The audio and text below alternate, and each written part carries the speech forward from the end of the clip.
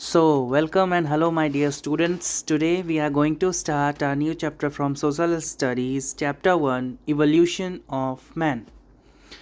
So, our first topic is Life Begins on Earth.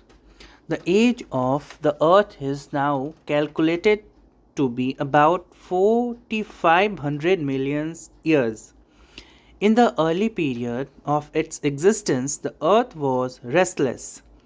Deep-seated forces inside the earth and the wind, rain and ice were constantly changing the earth's surface, forming mountains and oceans. तो ये कहना चाह रहा है कि जब आप हमारी धरती की आयु निकालो, एज निकालो, तो वो करीब 450 करोड़ साल निकलता है। तो जब से धरती अपने अस्तित्व में आई है तब से ही वह एकदम रेस्टलेस है। यानी धरती के अंदर जो कि हम लेयर्स जानते हैं होता है क्रस्ट, मेंटल, कोर। तो धरती के अंदर हमेशा ही कुछ न कुछ चलता रहता है। तो जो हमारे धरती के अंदर के फोर्सेस हैं, जैसे कि हवा हो गया, बरसात हो गया, आइस हो गया, वह पृथ्वी के मौसम के अनुसार कॉन्स्टेंटली चेंज होते रहते हैं, यानी कि परिवर्तित होते रहते हैं, जिनके कारण माउंटेन्स और ओशंस का निर्माण होता रहता है। An example of this process is the peak of Mount Everest, where under the thick ice can be found fossils of animals that once lived in the bed of an ancient sea. यानी कि अगर हम उदाहरण के तौर पे देखें तो आज जो संसार में सबसे ऊंची चोटी है, जिसको कि हम माउंट एवरेस्ट के नाम से जानते हैं, जो कि बहुत बड़ा मोटा बर्फ़ का चादर है। तो कभी कभी वहाँ पर ऐसा फॉसिल्स पाया जाता है, ऐसे जानवरों का अवशेष पाया जाता है जो कि बहुत लाखों साल पहले समुद्र के सतह पे पाए जाते थे, सबसे निचले वाले। और हमारा जो इंडिया है वह भी पहले अफ्रीका का पार्ट हुआ करता था। तो जब हमारा इंडियन प्लेट जो है, जो कि अफ्रीका का पार्ट हुआ करता था, वह जाके एशियन प्लेट से टकराया, तो उस टकराव से हिमालयन रेंजेस का फॉर्मेशन हुआ। If we imagine that the 4500 million years of the earth history is represented by a road of 100 kilometers।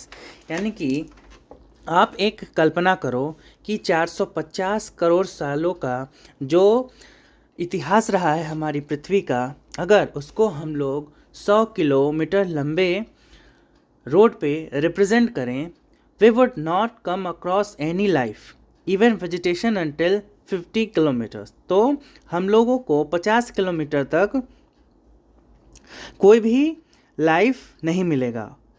Even 50 kilometre तक कोई भी हमको जीवन का स्रोत नहीं मिलेगा।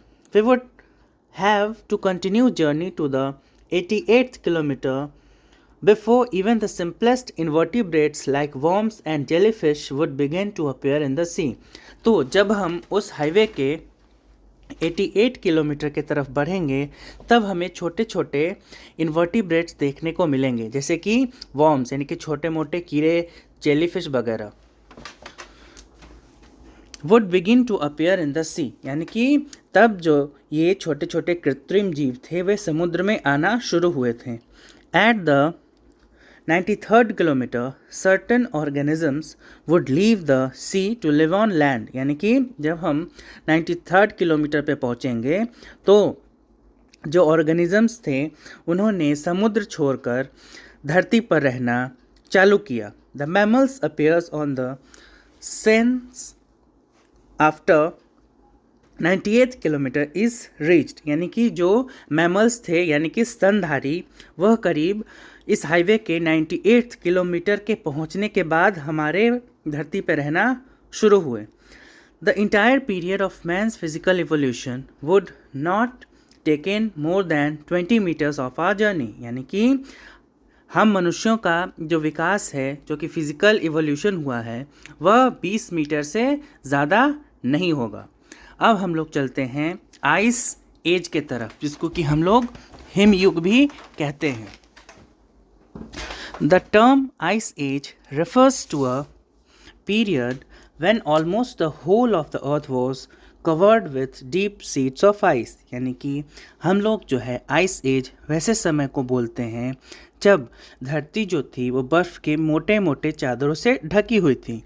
When this age began, continents and oceans had taken their present shape, यानी कि जब यह समय चालू हुआ तो महासागरों ने और कॉन्टिनेंट्स ने आज का वर्तमान रूप और अपना आकार धारण कर लिया था। From about 60,000 years ago until about 10,000 years ago, the northern parts of Asia, Europe, and North America had alternate phases of extremely cold and warm climates, यानी कि आज से 60,000 साल पहले से 10,000 साल पहले तक जो नॉर्दर्न भाग थे एशिया के, यूरोप के, नॉर्थ अमेरिका के, ये जो है वो निरंतर 2 फेज़ों से गुजरते रहे। कभी जो टेम्परेचर होता था बहुत ज़्यादा ठंडा हो जाता था और कभी जो तापमान है वो बहुत ज़्यादा गर्म हो जाता था। The early man had to travel from one place to another in order to get a suitable climate, यानी कि जो आदि मानव थे उन्हें यात्रा करनी पड़ती थी एक स्थान से दूसरे स्थान के लिए, ताकि वह एक ऐसे क्लाइमेट में पहुंच सके जो कि उनके रहने योग्य हो। The Ice Age is a period of long-term reduction in the temperature of Earth's surface, यानी कि जो हिम युग है वह बहुत ही ज़्यादा लॉन्ग टर्म था, जिसमें जो अर्थ का टेम्परेचर था वो रिड्यूस होता गया, कभी बढ़ता गया, कभी रिड्यूस होता गया, कभी बढ़ता गया। Early man made great progress during this period, यानी कि हमारे जो आदि मानव थे उन्होंने इस समय काल के दौरान, इस समय अवधि के दौरान बहुत ही ज़्यादा विकास किया। The big climatic changes during the ice age had a great impact on man and animals of the time. They migrated north and south, यानी कि जो बड़े क्लाइमेटिक बदलाव हुए आइस एज के दौरान उसका मानव और जानवरों पर बहुत ही बड़ा इम्पैक्ट पड़ा। वो जो थे वे माइग्रेट करने लगे, यानी कि नॉर्थ और साउथ की तरफ जाने लगे। With the different phases of heat and cold, यानी कि उन्हें जो है वो अलग अलग फेजेस से गुजरना पड़ता था। कभी तापमान जो था वो गर्म होता था, कभी तापमान जो था वो ठंडा होता था। The animals which dependent on particular plants for food had to move away और adapt themselves to a new diet, यानी कि जो जानवर जो कि अपने भोजन के लिए निर्भर थे प्लांट्स पे, या तो उन्हें अपने स्थान से दूसरे स्थान की ओर जाना पड़ा या फिर उनको अडेप्ट करना पड़ा वैसे नए पेड़ पौधों या भोजन के अनुसार। जो नए नए एरिया में जब वो जाते थे तब उनको देखने या फिर खाने को मिलता था, उन्हें जो है अपना डाइट हमेशा परिवर्तित करना पड़ता था। Sometimes barriers on land and on the seas stop the migration of animals, यानी कि कभी कभी जब वो चलते रहते थे खाने और रहने के खोज में तो उनके सामने कभी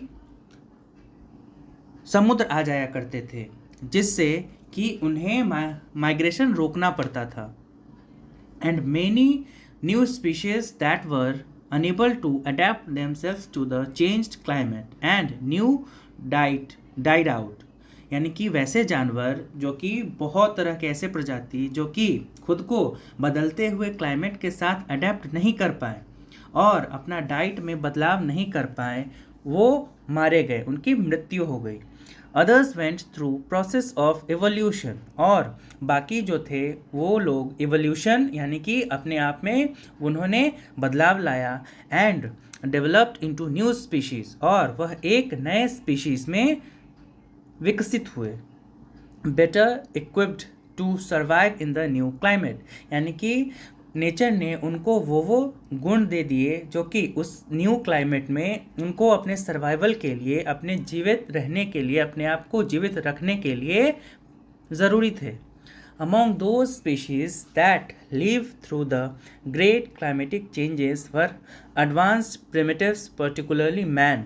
Man belongs to a group of mammals known as primates, यानी कि जो स्पीशीज़ जो कि उस क्लाइमेट चेंज के समय में खुद को जीवित रख पाए, उन्हें एडवांस प्रिमिटिव कहा जाता है मानवों का। और मानव जो थे वो एक ग्रुप ऑफ मैमल्स से बिलोंग करते थे जिनको कि प्रीमेट्स कहा जाता था। अब हम लोग देखेंगे man stands erect.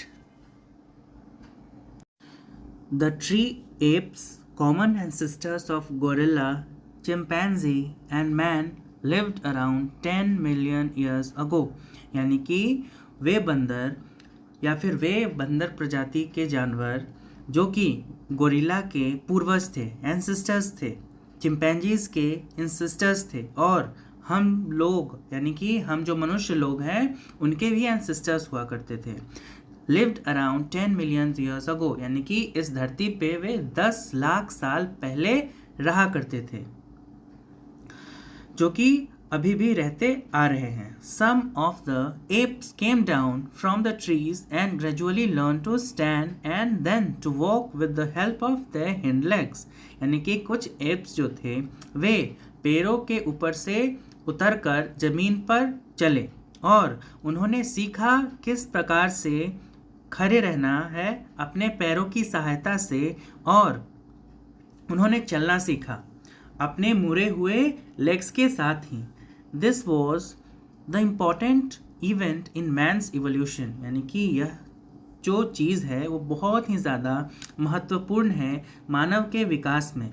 The erect position helped man to look farther in all directions, यानी कि जो इरेक्ट पोजिशन था जिसमें कि वो खड़े रह के क्या कर पाते थे कि उनके अगल बगल सारे दिशाओं में क्या हो रहा होता था वो उन्हें बहुत अच्छी तरह से दिख रहा होता था, वो दिखता था। And save themselves from their enemies, और जो उनके दुश्मन हुआ करते थे मोस्टली प्रेडिटर्स, बड़े जानवर जो कि उनको मारकर खाना चाहते थे, तो वो पहले ही देख लेते थे कि खतरा जो है किस तरफ से आ रहा है और हमें यहाँ से हट जाना है।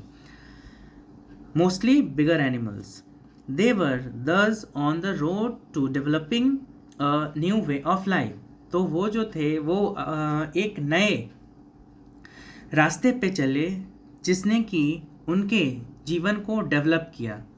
Life on earth resulted in biological changes, यानी कि जो जीवन था पृथ्वी पे उसका असर यह हुआ कि सभी प्राणियों में बायोलॉजिकल चेंजेस आए, यानी कि शारीरिक रूप से उनमें बदलाव आए। The apps daily exercise of climbing trees had already developed the bones of their wrist and accustomed their hand to grasping things, यानी कि जो एप्स होते थे जिनका कि काम होता था रोज पैरों से लटकना, तो उनमें ऐसे हड्डियों का विकास हुआ और उनकी कलाइयाँ जो थी वो चीज़ों को पकड़ने की आदी हो गई। In a standing position the four limbs were free to handle object, यानी कि जब वो स्टैंडिंग पोजिशन में थे तो उनके जो फोर लिम्स थे वे आज़ाद हो गए किसी भी चीज़ को पकड़ने के लिए। Like hold a stout stick as weapon, यानी कि किसी भी लकड़ी को एक हथियार की तरह पकड़ने के लिए वो फ्री हो गए। With the passage of time the hand developed flexible fingers, और समय अंतराल के साथ उनका हाथ जो है वह पूरी तरह से डेवलप हो गया और उनके पास ऐसी अंगुलियां डेवलप हुई जो कि फ्लैक्सिबल थी, यानी कि लचीली थी। This new development made the app man a craftsman, यानी कि यही विकास जो है एक ऐप को एक क्राफ्ट्समैन बना देता है। He could now grasp things and bring them closer to his eyes, यानी कि अब जो है वह चीज़ों को पकड़ सकता था और अपने आँखों के सामने ला सकता था। Side by side, the position of the internal organs of the body also changed to suit erect posture, यानी कि उनके अंदरूनी अंग जो थे वे भी उसी प्रकार परिवर्तित होते चले गए। क्यों? क्योंकि उनका जो पोस्चर था वो अब इरेक्ट रहने का था, यानी कि खड़े रहने का था। The brain developed and helped him to use his intelligence in fashioning tools, यानी कि उनका दिमाग जो था वह भी बढ़ा, उसकी में भी वृद्धि हुई, उनका इंटेलिजेंस जो था वो भी बढ़ा और उन्होंने अलग अलग प्रकार के हथियार बनाए, टूल्स बनाए। And gradually in rising above the other animals, और उनको यह राइजिंग मिला, उनको यह उदय मिला कि वह सभी जानवरों के ऊपर उठ सके।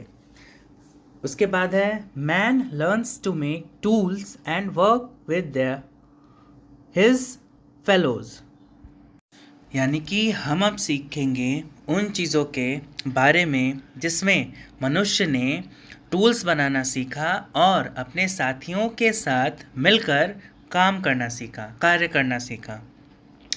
Biological development alone does not explain the essence of the development of a man, यानी कि सिर्फ शारीरिक तौर पर विकास जो था वह यह नहीं बयां कर सकता कि किस प्रकार एक इंसान जो है वह विकसित हुआ।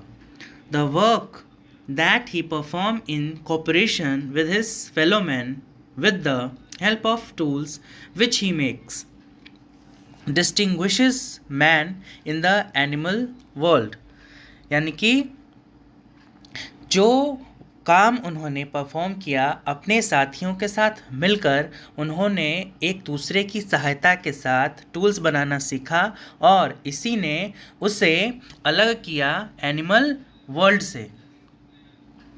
The first tool he used were piece of stones and other things that he found lying around, यानी कि जो पहला टूल जो था जो बनाया गया था वह पत्थरों के टुकड़ों से बनाया गया था जो कि उनको उनके आसपास ज़मीन पे पड़ा हुआ मिला था।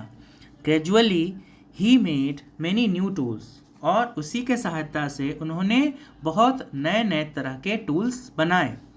दस he then change natural objects into implements took the first big step towards improving the living conditions provided by nature, और उन्होंने जो नए नए औजार बनाए उसने उनको इस प्रकृति में इम्प्लीमेंट करके और उन्हें आगे का कदम उठाने में सहायता किया, जो कि उनके सामने नेचर जो था वो प्रेडिटर्स की समस्या थी, क्योंकि बड़े जानवर जो है वो आमतौर पर अटैक कर दिया करते थे। तो जो कंडीशंस उनको नेचर ने प्रोवाइड किया था उनसे ये मिलजुल कर लड़ा करते थे और खुद को जीवित बनाए रखते थे। उसके बाद है मैन्स पावर ऑफ स्पीच, यानी कि हम लोगों ने कैसे बोलना सीखा और इसकी क्या शक्ति है बोलने की। Every generation of human beings inherits the knowledge of the previous ones, यानी कि हर एक जो जनरेशन होता है, हर एक जो पीढ़ी होती है मानवों की, वह अपना ज्ञान, अपना नॉलेज जो है वह अपने दूसरी पीढ़ी तक पहुंचाते हैं। Every generation adds new knowledge and passes it to next generation, यानी कि हर एक जो जनरेशन है, हर एक जो पीढ़ी है वह नया नया तरह का ज्ञान अर्जित करते हैं और उसे अपने दूसरी पीढ़ी को दे देते हैं। It is through the continuous accumulation and transmission of knowledge that man makes progress, यानी कि यह जो है वो ज्ञान का अर्जन और उसे अपने नेक्स्ट जनरेशन में पास कर देना, इसी ज्ञान के कारण मानव लोग जो है वह विकास कर पाए।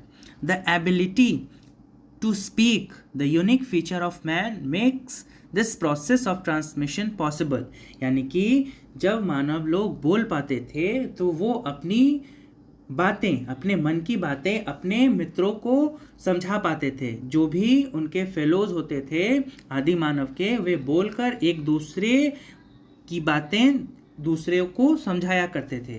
तो यह जो फीचर था मैन का, इसने नॉलेज के ट्रांसमिशन को बहुत ज़्यादा आसान कर दिया, सरल कर दिया।